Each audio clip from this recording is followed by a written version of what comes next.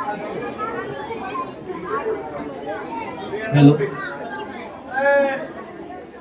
सर्वप्रथम हॅलो काय सकाळी 8 नव्हे तर सकाळी 5:06 वाजून बसलेल्या मुलाला उठवायचं अशा माझ्या माता भगिनी आणि त्यांच्याबरोबर त्यांचे सगळ्यांचे पालकवर्ग, माझे बंधू, त्यांच्या सर्वांचं मी या ठिकाणी स्वागत करतो. तसंच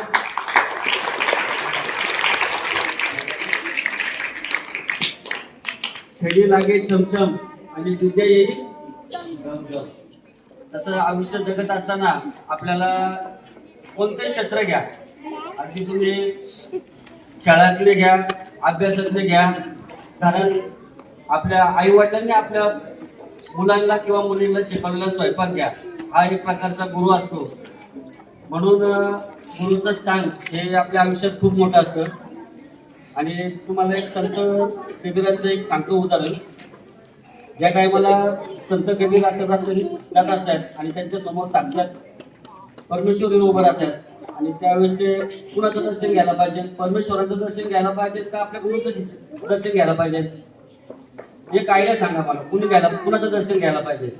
गुरुचं दर्शन घ्यायला पाहिजे. कारण की गुरु हा आपल्याला मातीपासून मडकं बनवतो आणि दगडापासून देव बनवतो, असा हा गुरु असतो.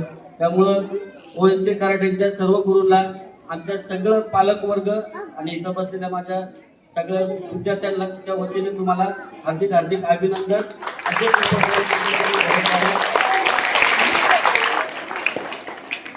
आणि सकाळपासून या मुलांना भूक लागली असेल, त्यामुळे सरांना म्हणतो लवकर सांगता करून घ्या. धन्यवाद आपलं मनोगत व्यक्त केल्याबद्दल. लवकरच झालेली एक्झाम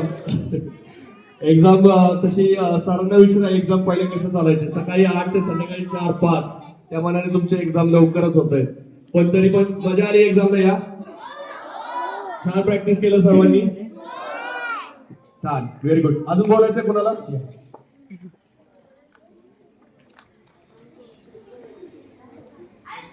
सर्वांना नमस्कार. आणि सकाळपासून आपल्या मुलांसाठी इथे थांबल्याबद्दल सर्वांचे खूप खूप मनापासून आभार मानते. माझी मोठी मुलगी इथे गेल्या 2-3 वर्षापासून OSK कराटे क्लबमध्ये सरांबरोबर ट्रेनिंग करते. आता ब्राऊन ब्लॅक आहे. इथं सगळ्यात महत्त्वाचं सांगणं असं की ज्याप्रमाणे आता दादांनी सांगितलं की मातीचं गोळाप्रमाणे आपली मुलं असतात, त्याप्रमाणे घडवलं आहे सरांनी.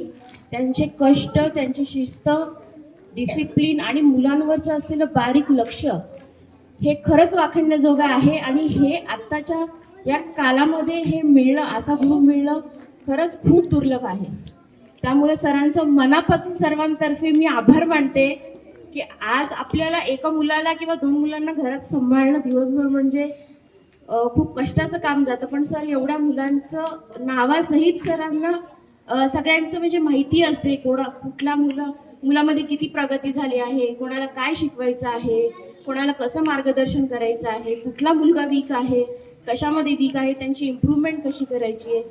हा जो प्रयत्न आहे, हा प्रयत्न सर सातत्याने करत असतात. त्याबद्दल आज मला संधी मिळाली की मी त्यांचं मनापासून आभार मानते सर. आणि तुमचा जास्त वेळ न घेता मी एवढंच सांगेन की मुलांना थांबवू नका कुठल्याही स्टेजला. आपलाही कधी कधी मुलांना आपण आणतो सोडतो, कधी आपल्याला वेळ असतो, पण हे सगळं मॅनेज करून आपल्या मुलांना कुठल्याही बेटला कुठल्याही पालकांनी थांबवू नये. वेळ आपली परीक्षा घेते, पण आपण त्यावर मात करत इथपर्यंत तुम्ही इतक्या पेशन्सनी थांबला आहात सकाळपासून, तर यापुढेही थांबून मुलांना प्रोत्साहन देणं हे फक्त सरांचं काम नाहीये, ॲज अ पॅरेंट हे आपलंही काम आहे. हे आपल्याला करावंच लागणार आहे. तिथे सर काही करू शकणार नाहीये.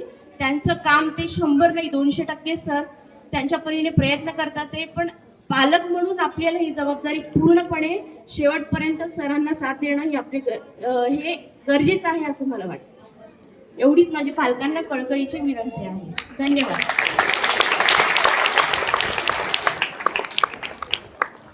धन्यवाद ताई.